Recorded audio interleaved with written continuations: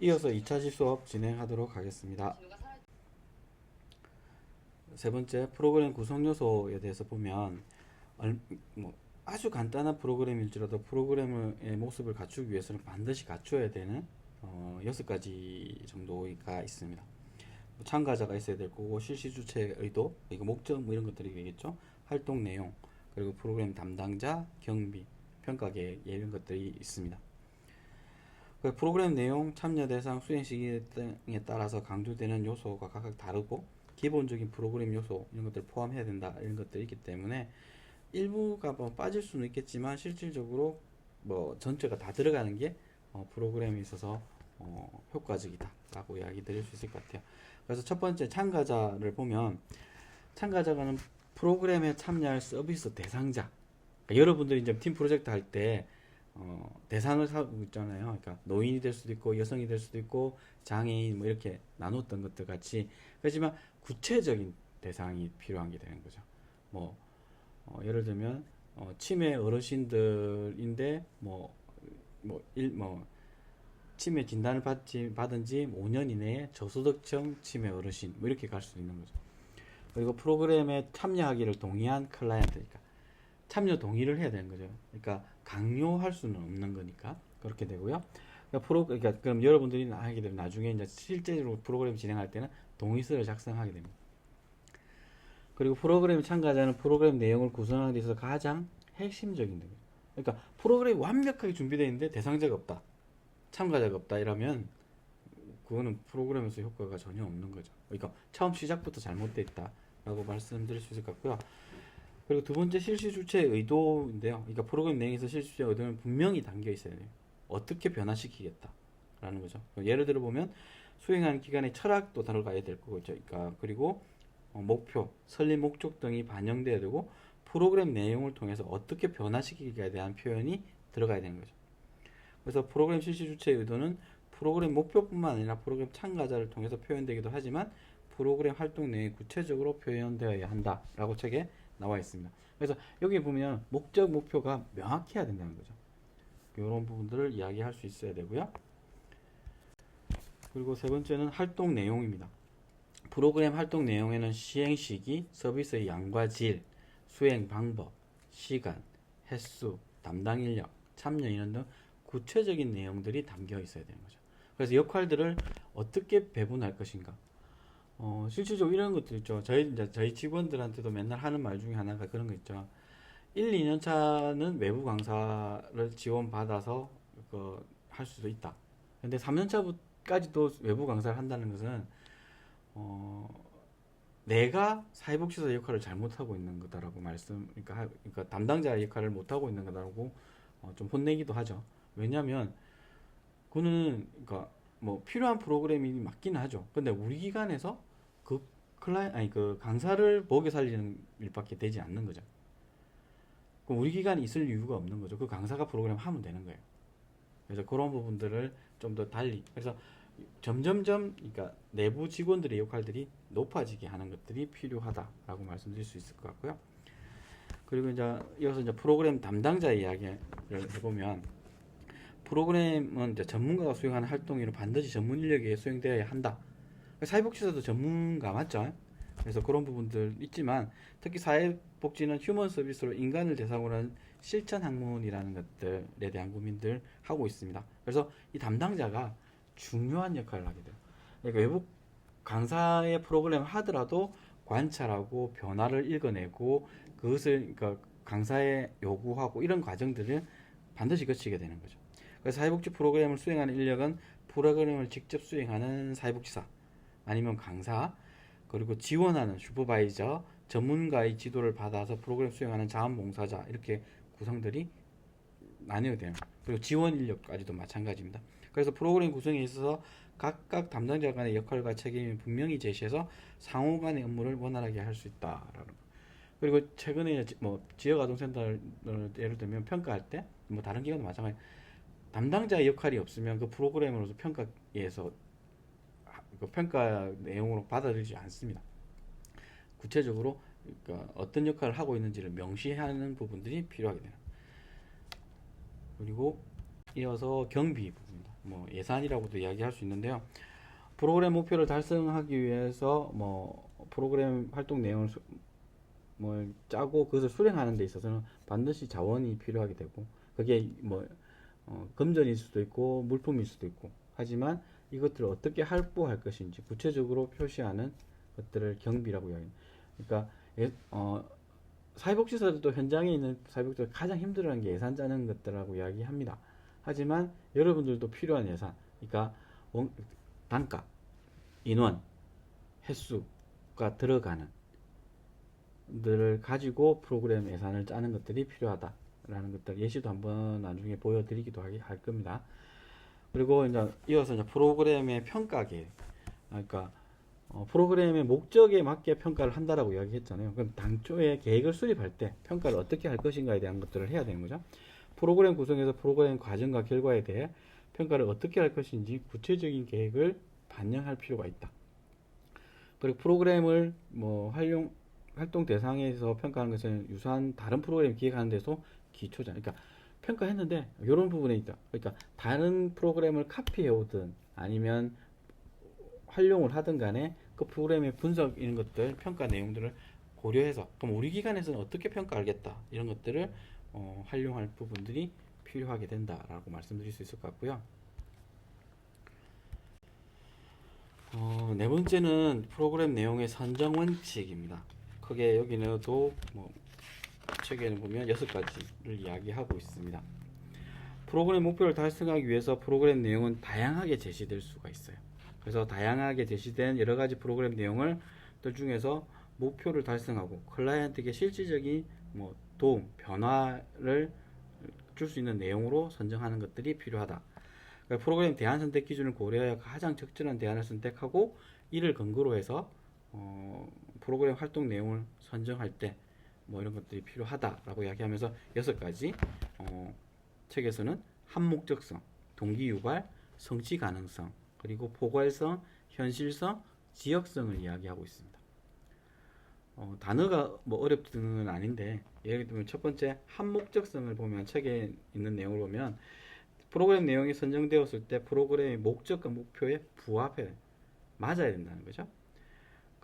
이게 한목적성을 가지고 있다라고 이야기하는데, 프로그램 내용이 아무리 창의적인 내용을 할지라도 프로그램 목적과 목표에 부합되지 않는다면 의미가 없는 거죠. 그러니까 엄청나게 참신하고 좋다라고 이야기하지만 실질적으로 이 클라이언트의 변화에 대한 목적과 목표에 영향을 미치지 못한다면 아무런 상관이 없는 부분이 되는 거죠. 그래서 다시 말해서 프로그램 내용은 목적과 목표를 고려하여 선정해야 된다, 이런 것들이 있는 거죠.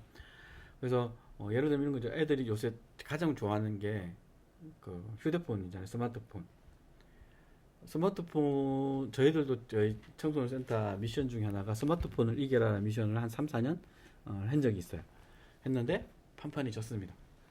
그래서 최근에는 이걸 좀 바꿨어요. 그렇다고 해서 계속 게임에 몰입되는 것들을 하면 안 될 것 같다는 것들이 저희들의 고민이기 때문에 이것을 바꿔서 했던 것 중에 하나가 스마트폰으로 영상을 작업해서 아이들하고 방송국 운영하는 형태의 시스템으로 3, 4년 정도 이렇게 하다 보니까 아이들이 게임을 하는 시간들이 줄고 게임에 대한 부분의 노출도 줄어들 수 있는 이런 효과들을 가지고 있다라고 말씀드릴 수 있을 것 같아요.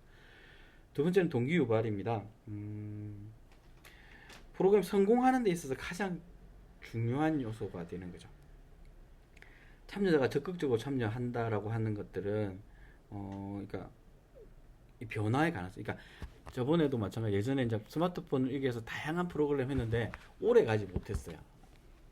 오래 가지 못하니까 자기들이 제일 처음에 하고 싶다 하지만 스마트폰한테는 못 이기겠더라고요. 그런데 이 스마트폰을 활용해서 영상을 찍고 그 안에 사회 문제를 발견하고 이런 과정들을 거치다 보니까 거기에 관심을 가지게 되고 하고 싶다 하는 부분들, 그리고 각자의 역할에 맞춰서 하는 역할들이 생기게 되는 이런 것들이 프로그램의 효과를 올리는 부분이다라고 말 수 있는 거죠. 그래서 프로그램 참여자가 프로그램에 관심과 흥미를 가질 수 있도록 해야 하며 이를 통해 동기유발 촉진하도록 만드는 것들이 필요하다. 그러니까 동기유발시킬 수 있는 요소들을 안에 가미시키는 것들 적절하게. 그것도 이제 성인들을 참여시키는 것도 또 쉽지 않은 부분들이 있습니다. 그리고 세 번째는 성취 가능성입니다. 프로그램에 실행하고자 하는 내용은 그러니까 실제 성취 가능, 아까 실현 가능성하고 앞에서 했던 실현 가능성하고 유사한데요. 프로그램 내용이 아무리 효과적이고 효율적이라 하도록 참여자가 프로그램에 참여하지 않으면, 왜냐하면 재미가 없어서 포기하거나 기간의 인력, 시설, 장비들이 뭐 실질적으로 지원이 잘 안 된다든지 뭐 이렇게 하면 달성할 수가 없다. 그러면 이 프로그램이 선정될 이유가 없는 거죠. 그리고 뭐 네 번째 포괄성, 뭐 다양성이라고 이야기도 할 수 있는데요. 프로그램의 목표를 달성하기 위해 프로그램의 뭐 내용은 여러 가지 성과를 얻을 수 있도록 가능한 한 포괄적으로, 그러니까 좀 안 좋게 얘기하면 얻어 걸릴 수 있는 부분으로 다양하게 포진할 필요도 있다라고 말씀드릴 수 있는 거죠. 그래서 뭐 하나의 목표를 달성하기 위해 한 가지 프로그램 활동을 실시하는 것보다 여러 가지 다양한 활동을 통해서 그 목적을 달성할 수 있도록 해주는 것들이 필요하다. 그래서 프로그램 활동은 목표와 직접적인 상호 관련성이 있어야 하며 목표 달성이라는 전체적 맥락에서 실현이 되어야 된다라고 이야기하고 있습니다.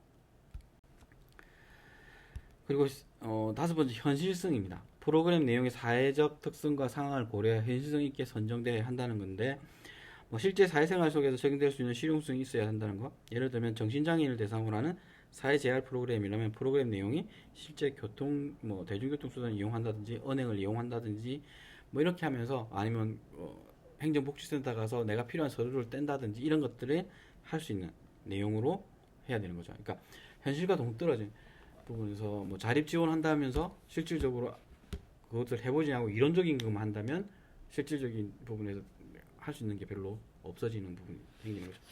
마지막으로 지역성입니다.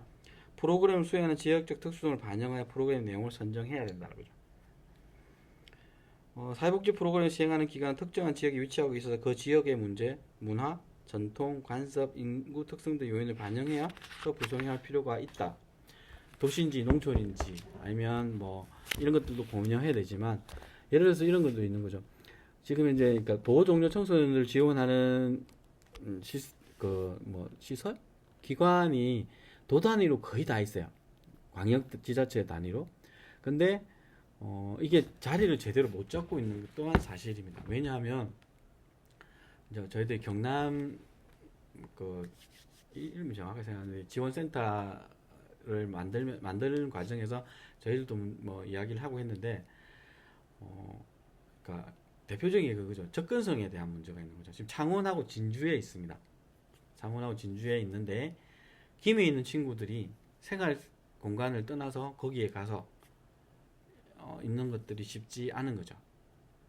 여러분들도 마찬가지죠. 그러니까 아르바이트 하는 공간, 뭐 생활하고 친구들이 다 김해에 있는데 창원에 가서 자면서 뭐 이렇게 해라고 하면 쉽지 않은 거죠. 교통수단이 있는 것도 아니고. 뭐 이런 부분들까지도 함께 고민할 필요가 있다라는 부분. 그 지역성을 충분히 고려해야 되는. 그러니까 그게 성공적인 모델은 강원도 정도였어요. 특히 광역 단위, 그러니까 도 단위 센터 같은. 왜냐하면 강원도는 강원도의 특수성이 조금 존재합니다. 왜냐하면 땅은 엄청나게 넓은데 청년들이 모여 있는 지역은 딱딱 이렇게 나뉘어져, 그러니까 몇 개의 거점으로 형성이 되는 거죠. 근데 경남은 그렇지가 않은 거예요. 이런 부분들이 접근성에 대한 부분들이 조금 차이가 있다라는 부분들을 고려할 필요가 있을 것 같고요. 다섯 번째, 프로그램 내용의 조직 원리 및 방법에 대해서 이렇게 보면, 사회복지 프로그래밍의 경우에 한 번 활동을 통해서 뭐 이렇게 변화된다, 이게 아닌 거죠. 그래서 시기와 횟수에 따라서 반복적인 활동으로 구성하게 됩니다. 그리고 프로그램의 특성에 따라 짧은 기간에 종료되는 경우도 있지만 대부분 1년 동안 쭉 지속하는 경우들이 많습니다.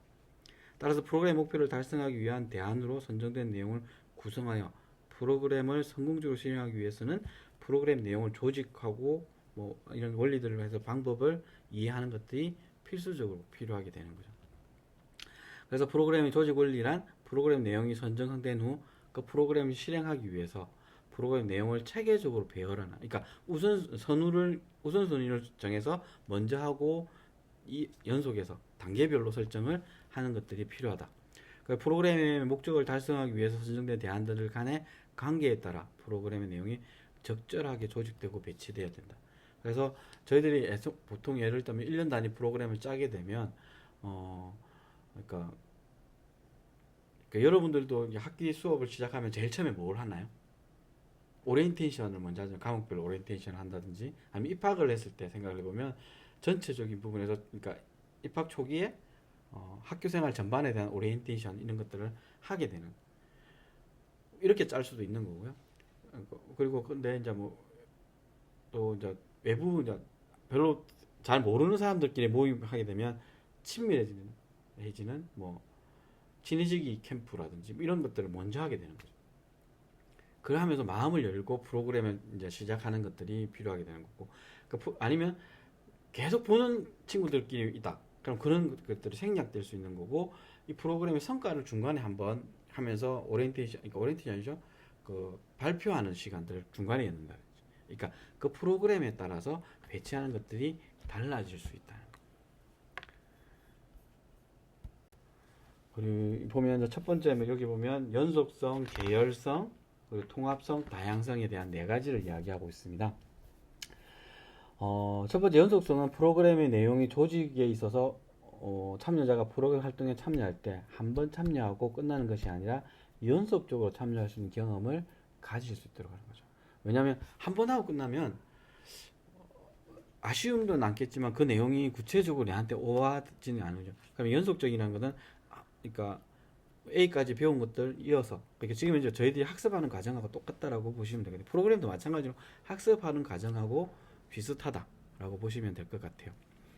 그리고 두 번째 계열성은 프로그램 내용이 사회적 특성과 상황을 고려하여 현실성 있게 선정되어야 한다는 거. 그리고 그것을 보면 첫 번째는 단순한 프로그램에서 복잡한 형태의 프로그램으로. 왜?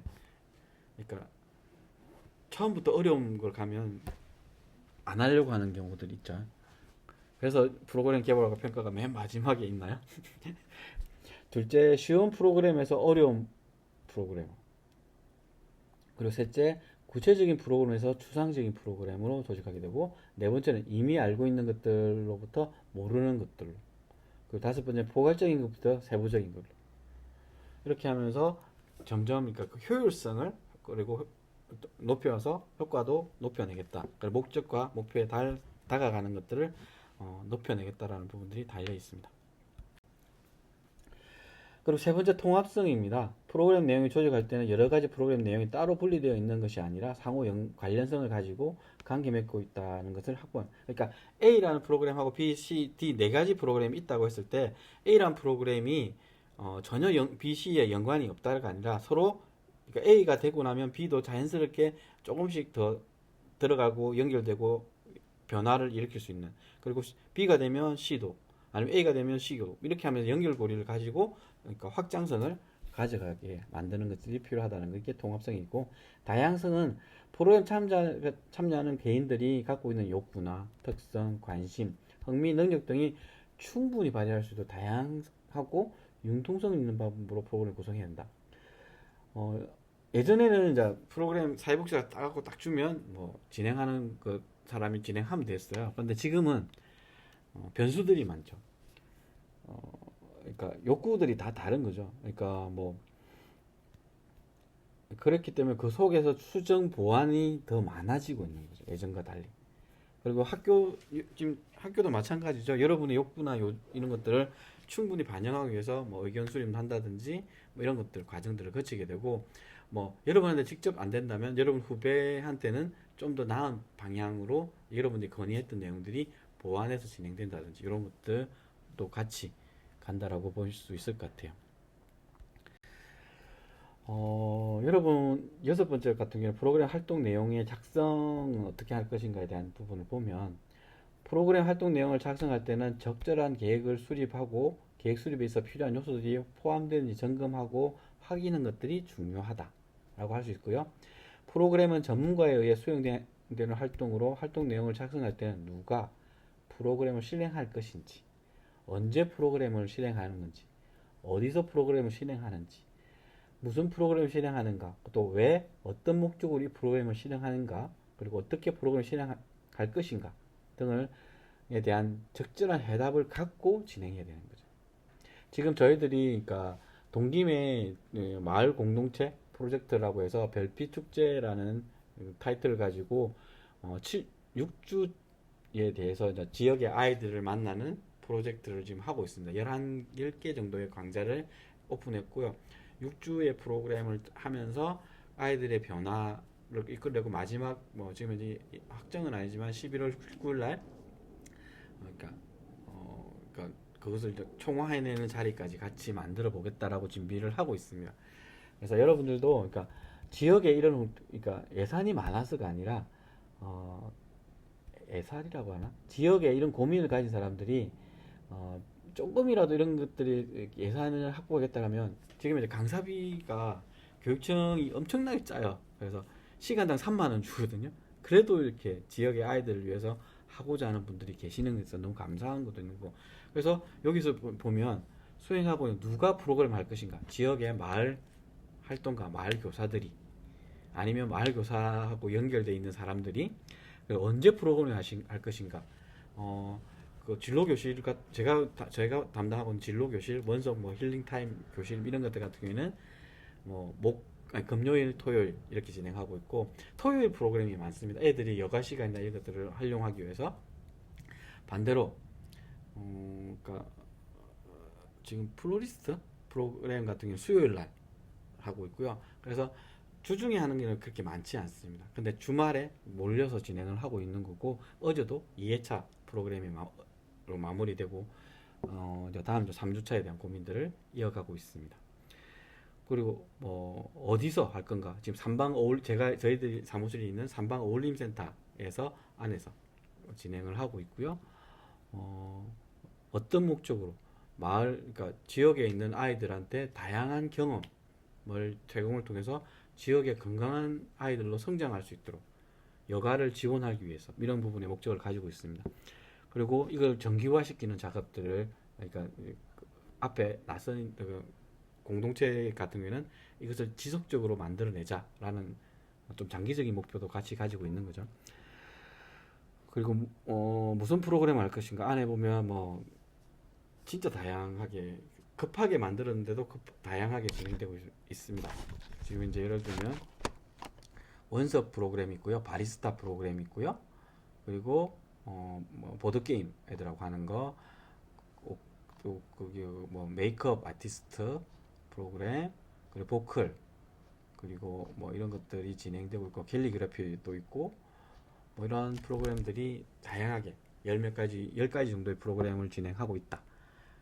이런 부분이고, 그러니까 이렇게 다 이게 체계적으로 되어 있는지, 이런 것들 고려해야 된다. 그리고 프로그램의 목표를 달성하기 위해서 여러 가지 대안 중 가장 적절한 대안이 설정돼. 제일 처음에 저희 기관에서 진로 교실하고 원서 프로그램이 아니었어요. 근데 이제 저희가 하는 것들은 원래 여행 학교 프로그램을 통해서 여행을 직접 가는 건데, 이제 예산을 교육청에서 지원하다 보니까 그렇게 예산 지원이 안 된다. 그래서 급하게 이제 바꾼 거죠. 프로그램 내용을 그렇게 해서 지금 이제 한 달 정도의 기획을 통해서 이렇게 예산 확보하고 이렇게 진행하고 있는 상황이라고 보실 수 있을 것 같아요. 그리고 프로그램의 목표를 달성하기 위해 여러 가지 대안 중 가장 적절한 대안이 설정되면 구체적인 실천 계획들을 수립해야 된다. 프로그램 명이 뭔지, 시기가 어떻게 되는지, 서비스의 양과 질, 수행 방법, 시간, 장소, 담당 인력, 참여 인원 모집 같은 경우에도 저희들이 동기매를 중심으로 아이들을 모집하려고 했어요. 그런데 이제 교육청의 예산 집행이 좀 늦어지다 보니까 이걸 좀 지역에 전체로 풀어서 한 50%는 한 30%는 타 지역에서 오고 있습니다. 이런 부분들도 함께 보실 수 있는 거죠. 프로그램 세부 내용을 보면 그러니까 책에 있는 내용들입니다. 이런 부분에서 성과 목표는 어떻게 되고 프로그램은 어떻게 되고 이런 것들까지 같이 보시면 될 것 같고, 이거는 한번 쭉 읽어보시면 여러분이 그 표 안에 채우는데 될 것 같고요. 이어서 있는 것들이 앞에 이제 일정표에 대한 이야기인데, 이건 간트 차트라고 이야기하는 부분에서 일정을 전체적인 아웃라인을 보면 어떻게 진행될 것이다 예측할 수 있는, 구성하고 효과적으로 진행하기 위해서, 그러니까 누가 봐더라도 이 시기엔 이거 하고 있구나, 이거 해야 되겠구나를 알 수 있는, 담당자가 이게 설계한 사람이 아니더라도 알 수 있는 부분을 고려해야 되는 부분이 있는 거고요. 내용 같은 경우에는 좀 간단한 협력 계획이죠. 일상생활 지원 이런 것들을 이룬다면 뒤에 같은 경우에는 구체적으로 각 기관이 어떻게 할 것인가. 최근에는 이제 두 번째 내용들을 많이 하고 형태로 협력을 잡고 있다라고 보시면 될 것 같습니다. 3차 시대 뵙도록 할게요.